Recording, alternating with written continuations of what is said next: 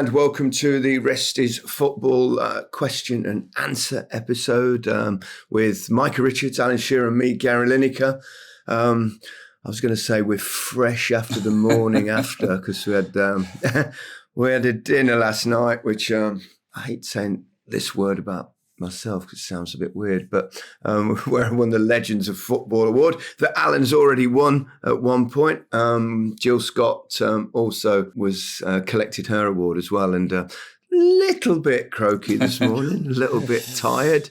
Alan did a roast, his speech, which was a lot of fun, took the piss a bit, but also said some lovely words. Thank you very much, Alan. Really deserved. I meant it, guys. You do. It's a sign of getting on, isn't it, when you start getting Lifetime Achievement Awards? Tell me about it.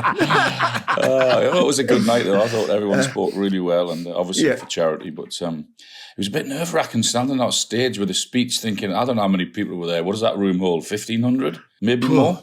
Must have been. It was like packed, wasn't it? Yeah, huge. It was huge. Was it? Yeah.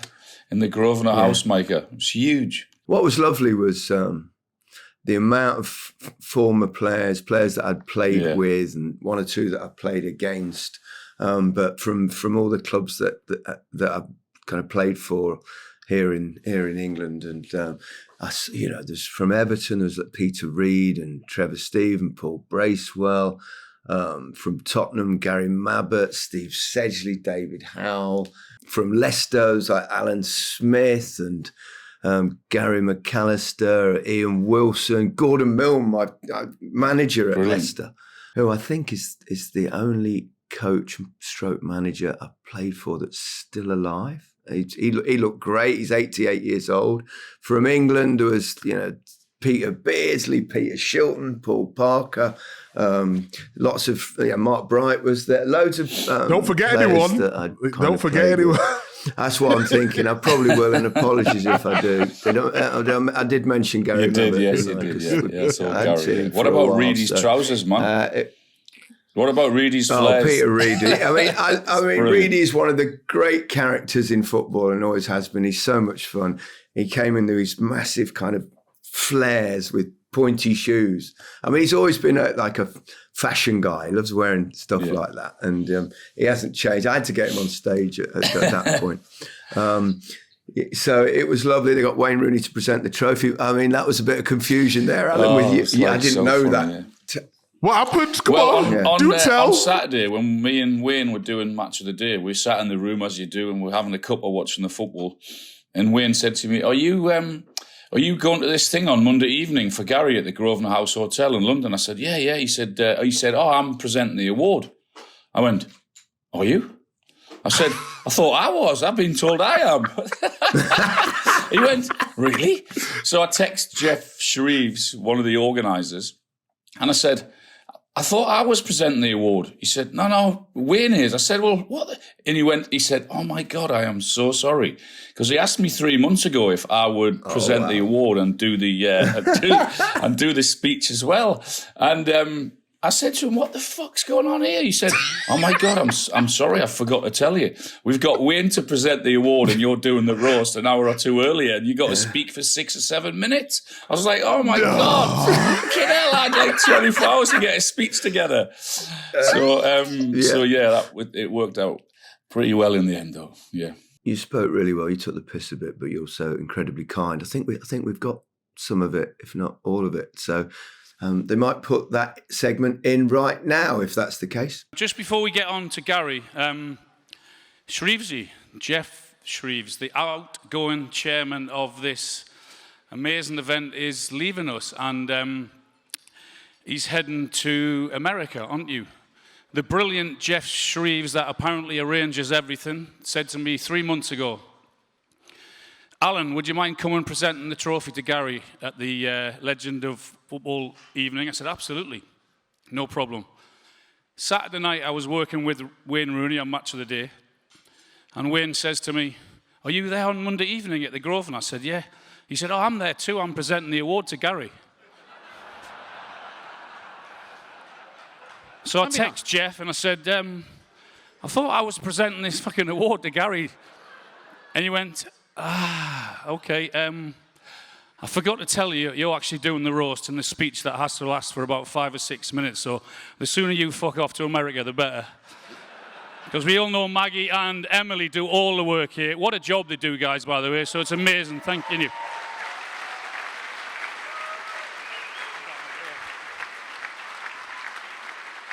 I'm going to hide behind Kelly.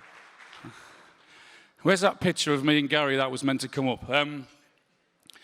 So I first met Gary back in, there you go, there it is. You can tell how happy I am to play with one of England's greatest. Look, I'm delighted, aren't I? I first met Gary back in 1992 when I made my England debut, February 92. We played France. He was on the bench, actually. It was me and David Hurst. Started the game. I managed to score in the first half, and Gary came on in the second half, and he scored there. Goals are the hardest thing in football. That's why the forwards get paid the big bucks and they cost the most money. And then Sweden 92 came around, Euro 92. And I'm not sure whether everyone can remember. I'm sure that most people remember in here. Brazil, Wembley, just before we set off. Who the fuck tries to do a Panenka when you've got the record in sight for the England goals? Gary Lineker tried the Panenka, missed it. What a fool he looked. But that wouldn't damage his legacy. As you know, playing for England is a huge honour. And as a goal scorer, the weight of the nation is on you. And like Gary, I felt that pressure. But unlike Gary, I actually didn't shit myself on a pitch. There you go.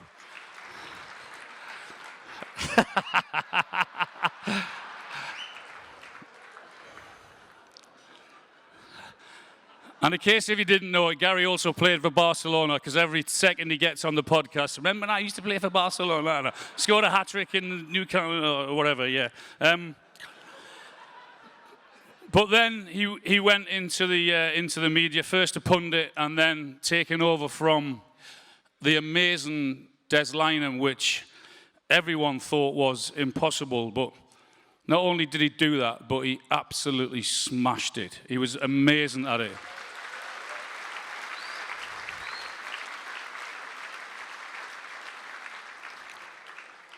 No one will forget the time that he actually did match of the day in his boxer shorts when his beloved Leicester won the league.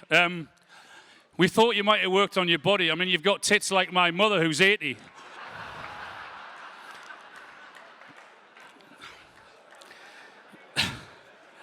And it's amazing to think, isn't it? He got more yellows and sometimes a red in his broadcasting career than he did in his football career. So, not one yellow card in the game.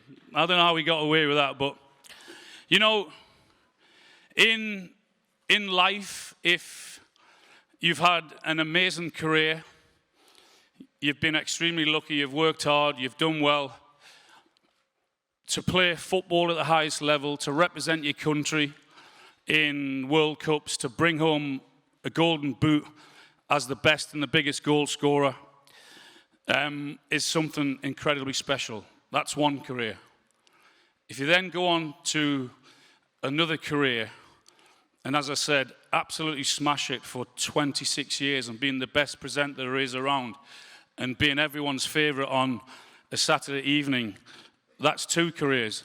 And now he's got I'm proud to say I'm part of it, he's now got a podcast empire, which is incredible. So to be the top of the tree at 3 things in your life means you are such a special guy that works hard. It's not about luck. You get opportunities and you make the most of opportunities. And he has done that, and he's been the best at his business, whatever he's been in, throughout all his career. And that, for me, is incredible. But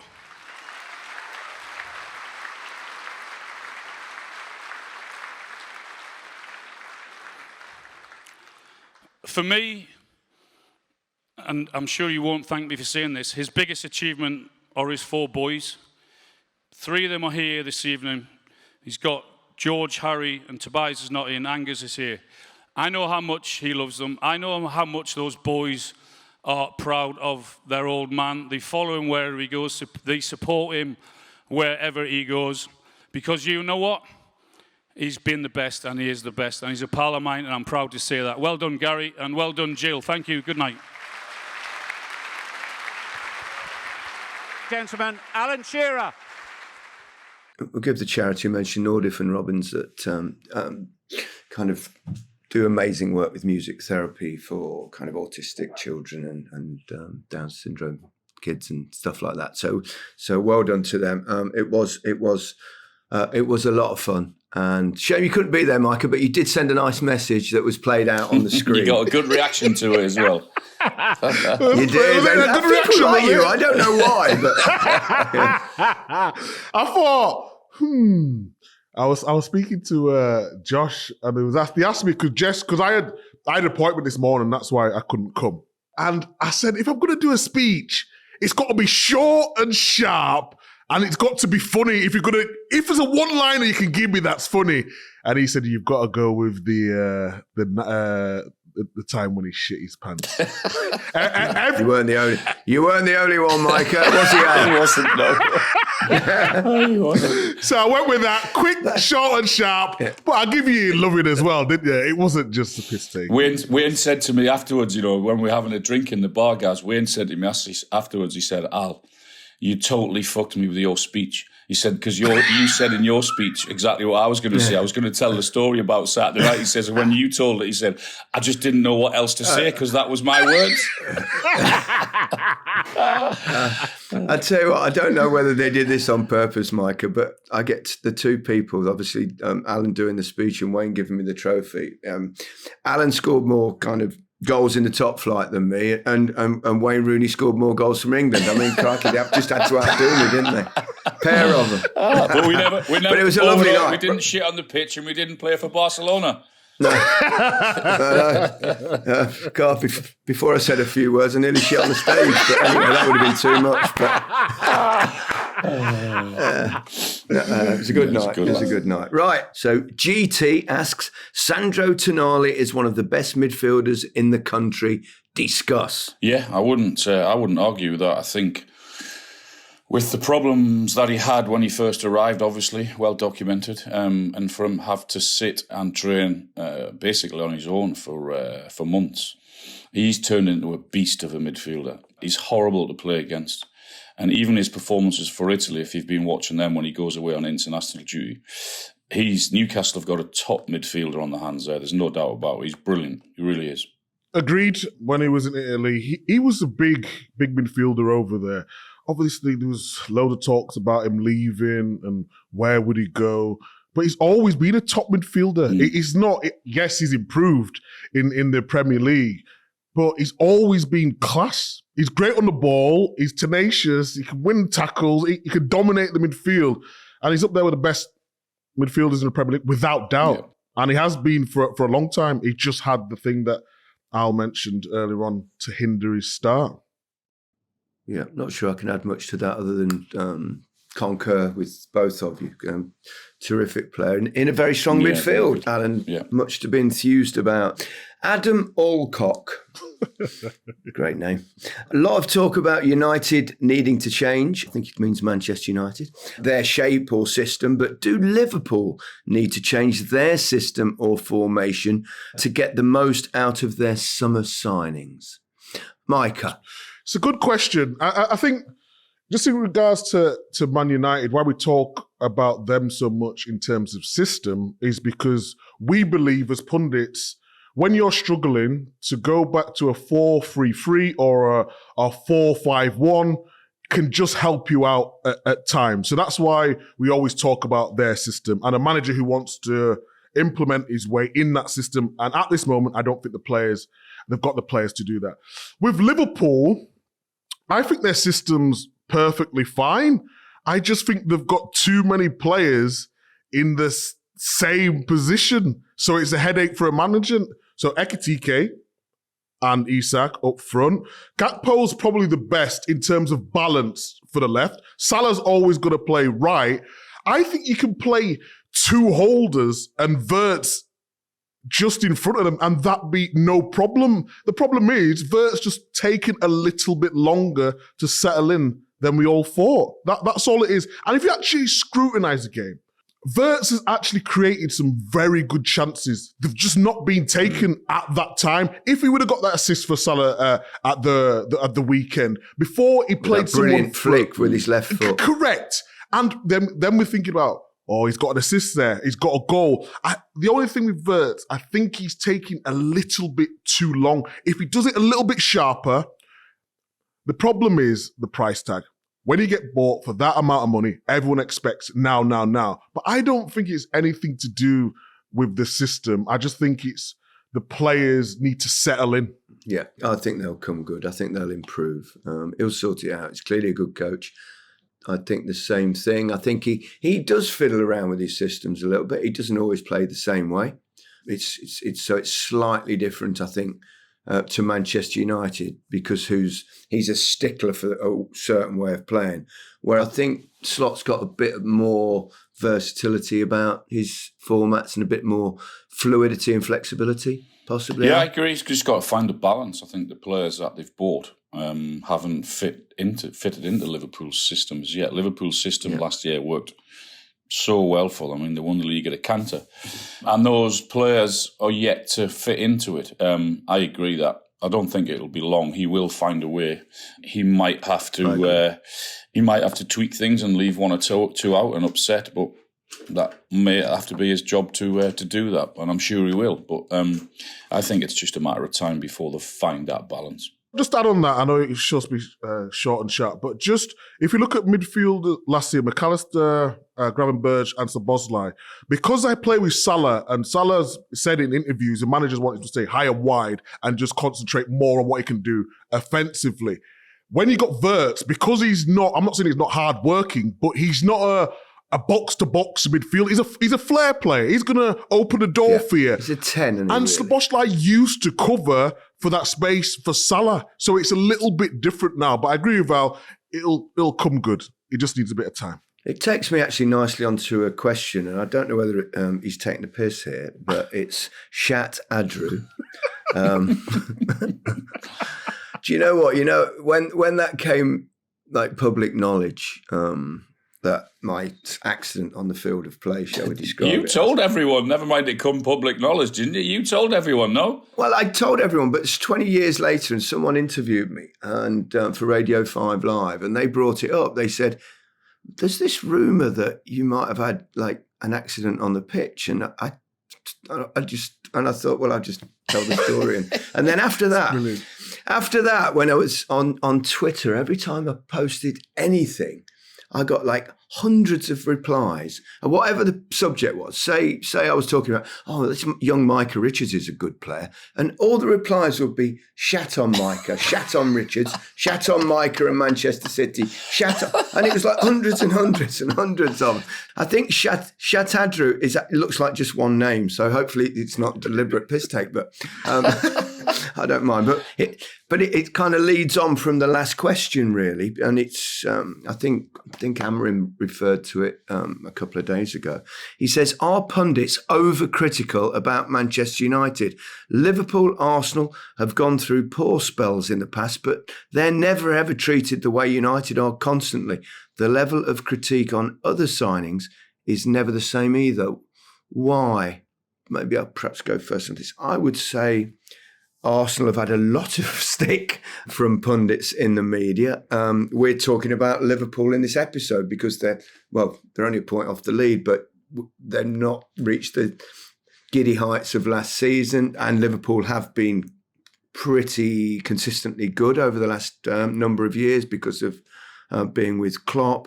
So I'm not sure that's true. The reason it's happening at the moment is because they've been underperforming so much in comparison to those other two clubs you mentioned, and obviously Manchester City as well. And they've genuinely struggled right from the top. I don't think any of us that criticise teams do it in a personal manner. You just, I think we share. I think what happens is with clubs, and when you criticise clubs, and I've noticed this for a long time, is that I think supporters of the clubs get defensive when they're watching their own team. they will actually be more critical than anybody. But it's like your own children. If your own children misbehave, you are quite strong and will be critical of them, and you try and teach them and stuff. But the minute someone else criticises your children, you get very defensive and protective. So, and I think it's a very similar tribal thing with football fans as well. I just think they haven't been doing well, and the size of the football club, you're going to get criticised, aren't you? So, yeah, I would say that as well, is that fans do get very, very defensive. I mean, when you say something negative, whether that's on Match of the Day or on Twitter, then the fans pile on top of you anyway. Or on here. Yeah. The fans come for you in a negative way. So I think it's just them protecting their club. It's fine. I think Amrim said, didn't he, the other day, that the weight of Manchester United is greater than perhaps some of the other clubs. I don't really buy that. I don't really buy that. Yeah, he said it. I think it's more scrutinised. I would agree with that. But well, it's a huge football club. That's why. Yeah. You should take it as a compliment. But he knew what he was signing up for, right? I don't buy. I think he was more talking about the players than himself. I don't buy into that. I think it's nonsense. I think when United were winning the leagues, they got all the praise. You spend a billion quid and you finish in the bottom half of the Premier League, you deserve a bit of scrutiny. And us as pundits is to tell you how it is. I've had great times, Man City, and when they won it 4 in a row. Last season, it was difficult for me because I had to criticise them, but I had to tell the truth. And unfortunately, United... It's amazing, these managers, isn't it, sir? They don't take any notice of the outside. Micah. I was going to say it as well, guys. It's catching. It's this thing. I was talking about Micah the other day, that people have got into this thing of saying, at this moment in time. So I was chatting with Micah and I said to Micah, maybe you could just say at the moment. Because at this moment in time suggests something of enormous gravitas or something like that. And everyone kind of does it. It's sort of caught on quite a bit. And then you just corrected yourself. I was going to say. At this moment in time, let's take a break.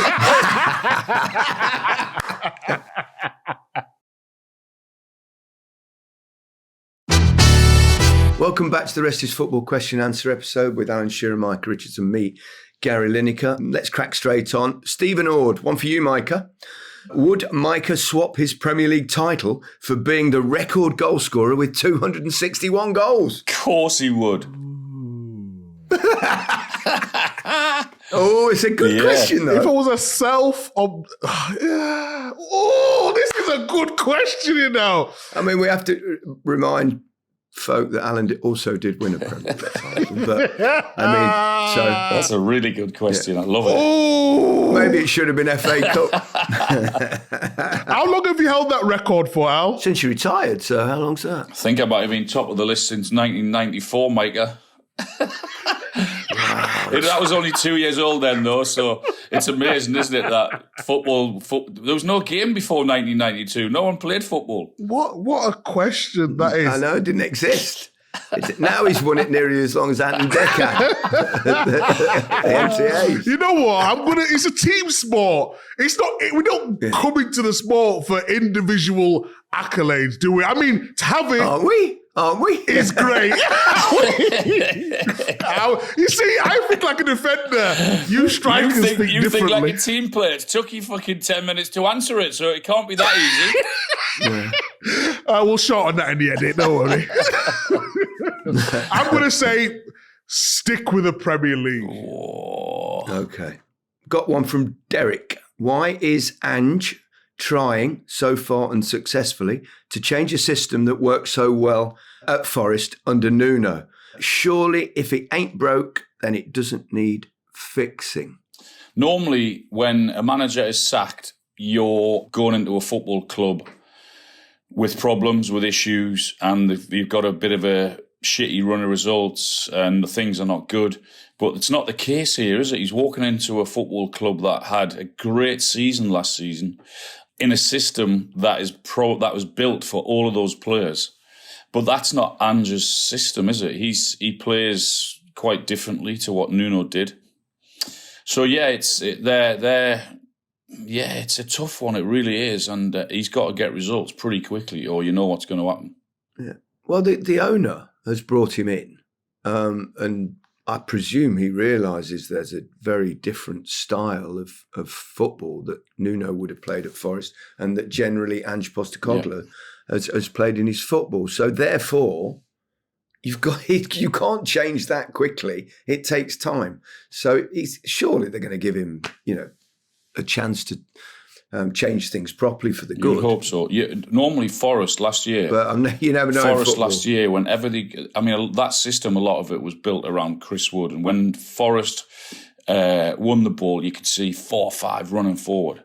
We haven't quite seen that under Ange's yet. They lost Elanga though as well. That was massive. He got up that pitch within 5 seconds. That is not a lot of people are talking about that. And you've got him now at Newcastle. You should be absolutely buzzing. Yeah. But yeah, I'd probably echo the same sentiment as Alan on that. But come on, we need to give people time. I know the run of games has not been great. We know that. But what do people want now? What do people want? And we know we've got a manager, an owner who puts pressure and all those sort of things. But come on, give the man time, please. Absolutely. Alistair Woods, has a manager ever changed an entire back four, including the goalkeeper, and seen the team get better? You hear a lot about time to settle in, etc. AFC Bournemouth haven't had that luxury. Surely it's the greatest start to the Premier League when you weigh up pre-season challenges. Discuss. Brilliant. What did they lose? Howson, Zabani, Kirkes, Kepa. Kirkes and the Kepa. Yeah, bloody amazing what Bournemouth have done and are doing. Semenyo's had a great start. Yeah, they deserve great credit. It really does. I mean, Iraola, wow, what a job he's doing. It's incredible. Top coach, isn't he? Really is a top coach. They're going to have to get ready for someone coming in for Semenyo also, maybe that January or the end of the season. I guess that's why they've signed a new contract in the summer. Whether there's any get-out clause, a set fee or what, I don't know. But it's bigger. I know clubs don't like you saying that about their club, but unfortunately, bigger clubs are going to be coming in for him, no doubt about it. And Iraola as well, I suspect, at some point. Who knows? But I mean, what a start. Really is. We'll have one more just to finish, and this is obviously a really serious question from Sean Armstrong. If all of your ex-teammates had a fight, who will be the last man standing for all 3 of you? Now, I presume they mean of the people that we probably played with. Only one man in my time. I think I know yours is going to be friend of the pod, wouldn't it? Big Dunk.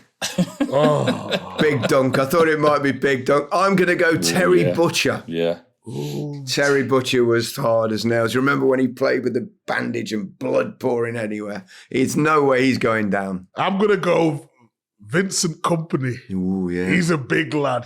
Yeah. Remember Terry Hurlock, the midfielder? I was with Hurlock, him at Southampton. I wouldn't want to be in a fight with him either. Yeah, he would. You would have to kill him to finish him off. There were 1 or 2 hard men at Southampton you played. It was, yeah. Mark Dennis, Razor Rudder. Even your manager, Chris Nick. Yeah, bless him. Yeah. That was a tough dressing room, that was, yeah. Actually, Micah, if I'd have played with you, I might have gone with you. Fancy your chances against I could give you a good 30 seconds and then I'm fatigued after that. Then you're going down. I wouldn't want to take a right-hander off one of those guns, Micah, that's for sure. Absolutely. That's it for this episode. Thank you very much once again for sending in your questions. Much appreciated. But for now, goodbye from me. Goodbye from me. Goodbye from me.